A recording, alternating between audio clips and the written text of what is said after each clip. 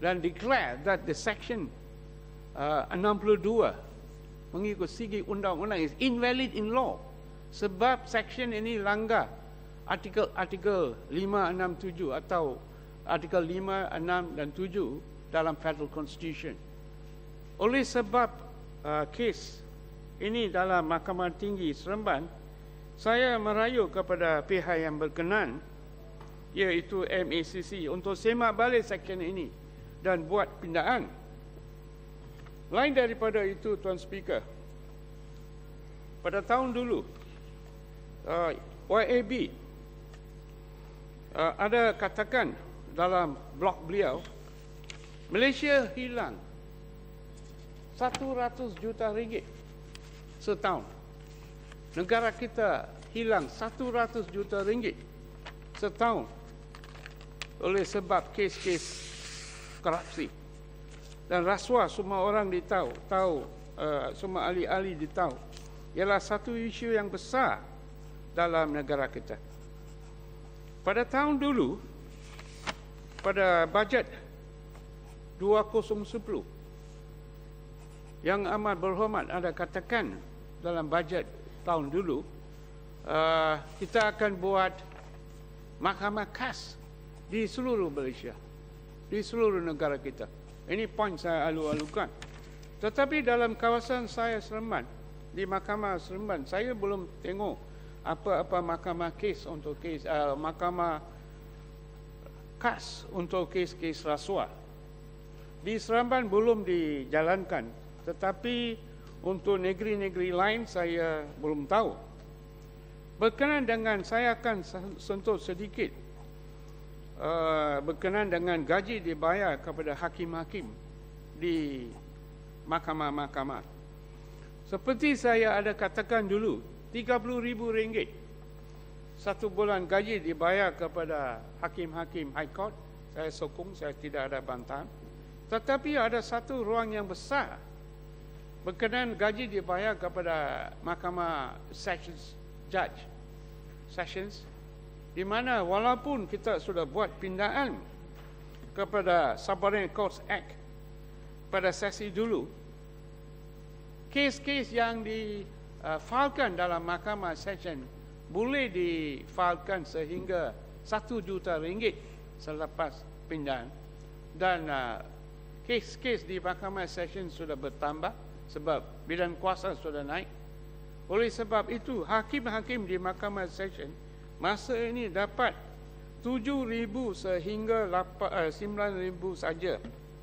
Saya merayu kepada jabatan yang berkenaan untuk semak balik gaji untuk hakim Sessions Court, sebab ruang yang besar di antara gaji dibayar kepada Sessions Court, hakim Sessions Court dan hakim di Mahkamah Tinggi.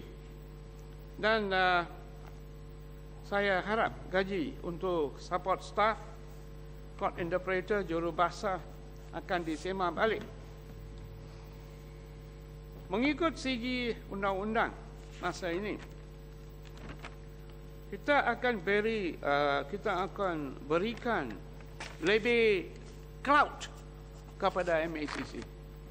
Kalau kita bacakan artikel 1453 Perlembagaan Malaysia, bidang kuasa untuk prosecute, tuduh orang dalam mahkamah ialah di dalam tangan Attorney General, Peguam Negara.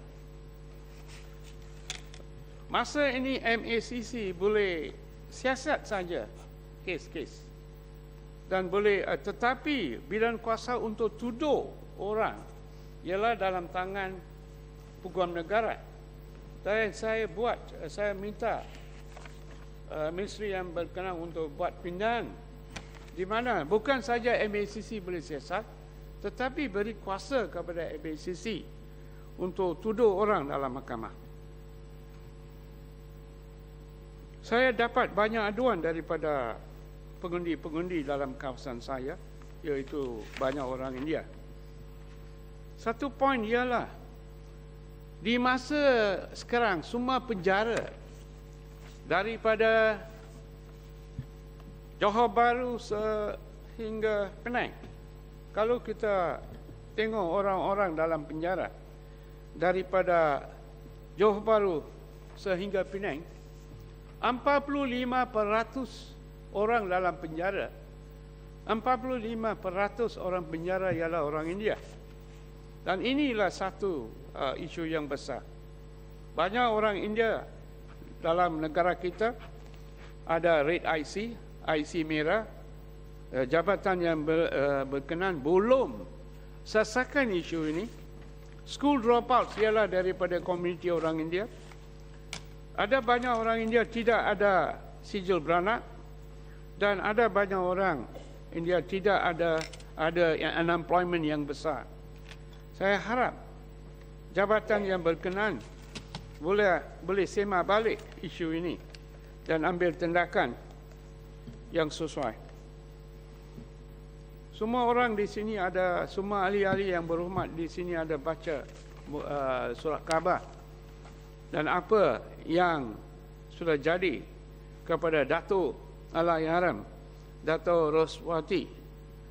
Saya bukan mau ulang, tetapi saya mau tanya berkenaan dengan kes Roswati, Susilawati, dengan izin Susilawati, kenapa setakat hari ini walaupun sudah 2 bulan tidak ada apa-apa jawapan daripada Jabatan Kimia berkenaan dengan DNA test?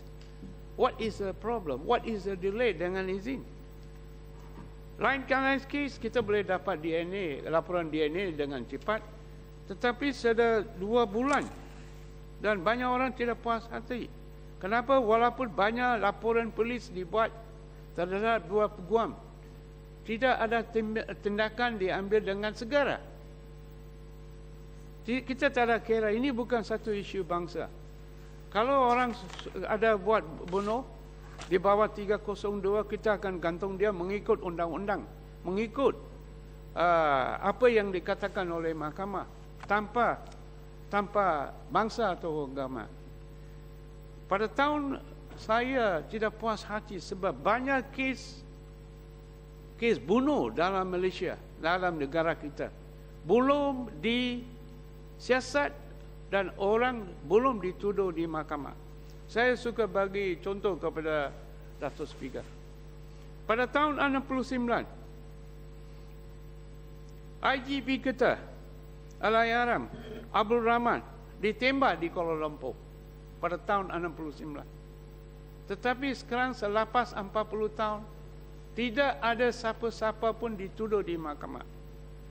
Pada tahun lebih kurang 1907, Dato' Sri Yun, iaitu pegawai polis, ketua pegawai polis di Perak, CPO Perak, ditembak dalam satu traffic light, dekat satu traffic light di Ipoh. Tetapi setakat hari ini tidak ada siapa pun dituduh di mahkamah. Yang berhormat Adun Kedah, yang berhormat Joe Fernandez, Ahli Dewan Undangan Negeri di Kedah, tembak mati. Tetapi lunas, ahli yang berhormat daripada lunas. Tetapi saya mau tanya ke dia, kenapa setakat hari ini yang contoh-contoh saya berikan, tidak ada siapa pun dituduh? Ada satu adun daripada MIC di Johor. Apa dia punya nama? Krishnasamy. Tidak ada apa-apa jawapan daripada menteri. Kenapa di kes adun MIC Johor, Krishnasamy, tidak ada orang dituduh? Di kawasan saya juga di Gemencik ada satu kes. Seorang wanita Cina dimati, dibunuh. Tetapi setakat hari ini walaupun saya sudah tanya soalan secara bertulis, saya belum dapat apa-apa jawapan kepada menteri yang berkenaan. Mengikut ekonomi negara kita, walaupun ada banyak cadangan daripada kerjaan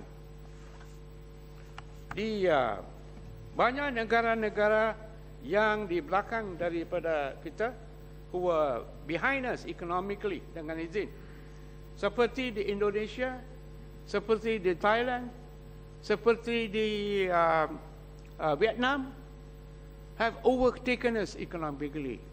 sebab ekonomi negara kita bukan berapa baik seperti yang dikatakan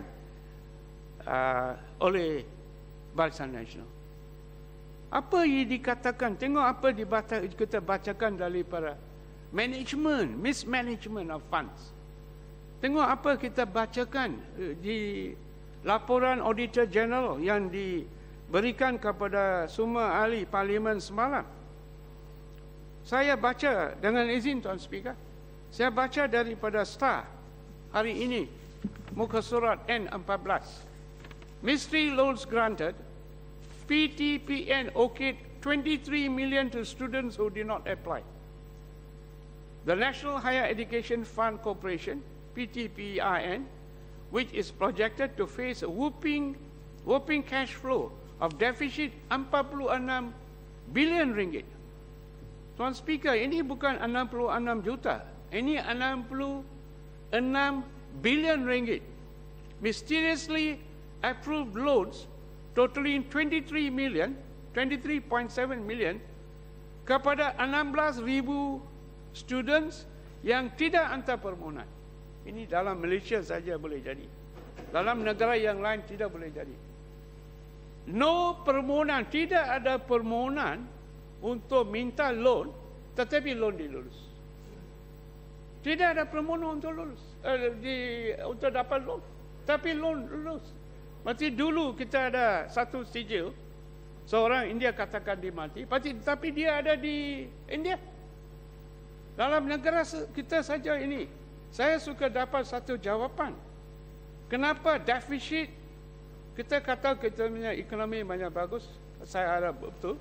Tetapi ini ministry dapat defisit 46 B dan loan diberikan kepada 16 student yang tanpa hantarkan permohonan.